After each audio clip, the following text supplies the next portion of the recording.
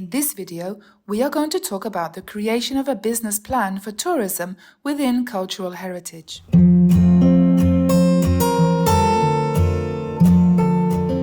When planning how you will operate tourism on your estate, a business plan with a clear business model must be developed. The business model is the mechanism through which the company generates its profit, while the business plan is a document presenting the company's strategy and expected financial performance for the years to come. The business model will depend greatly on the size of the house and the surrounding land, as well as many other factors. For instance, when the property has a specific activity related to agriculture, regional traditions, or manufacturing and industry, the said activities can be a separate source of income, and it can sometimes be sufficient to restore and preserve the house. This explains why some private houses involved in activities such as wine production choose not to combine it with other tourist activities.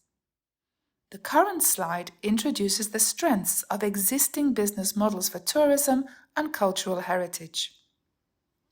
First, the values embodied by a privately owned heritage house, whether they are historical, cultural, social, aesthetical, or related to family or nature, can be emphasized to attract more visitors. The socio-economic values it generates can also serve as a strong basis for its business model.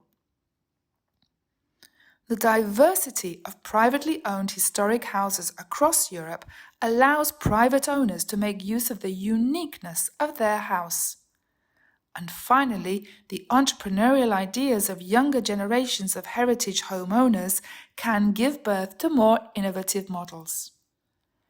As said before, these strengths can vary according to the size of the property, its location, its history, the size of its staff, the weather conditions, as well as the other activities conducted on the property.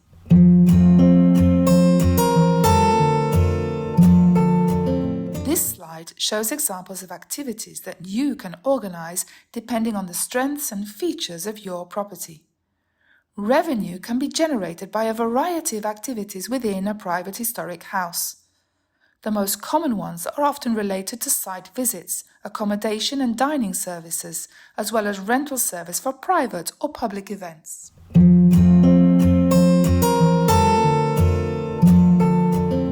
Once the various strengths or pillars of the business model have been identified, one must consider several building blocks to ensure the success and durability of the business plan. How does your historic house contribute to the cultural, social, and economic prosperity of the surrounding community? How can it bring the community together? What makes your historic house distinctive from other heritage homes? And how does storytelling facilitate and improve the transmission of knowledge to your visitors? How can your historic home contribute to the overall well-being of the community? Have you built a strong network at regional, national, and European levels? And do you share your experience and best practices with other owners? Do you have the necessary digital tools to keep up with the evolving means of communication and promotion? How much do you invest in customer relationship management? Do you diversify your activities and approaches in your historic house to help you ensure its financial security? Do you invest in its long-term environmental, social, cultural, and economic sustainability?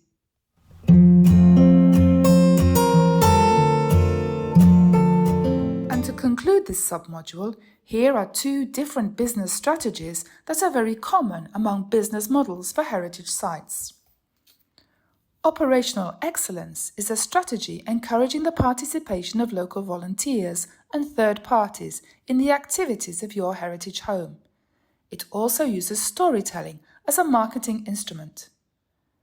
Product leadership consists in looking for local suppliers who can offer the best products for your business model. It uses storytelling as a side product through the creation of quality books and leaflets. This is the most common strategy as it results in a higher number of visitors willing to pay a higher amount of money for your products and activities. With that, we end this video. We hope you enjoyed it. See you in the next one.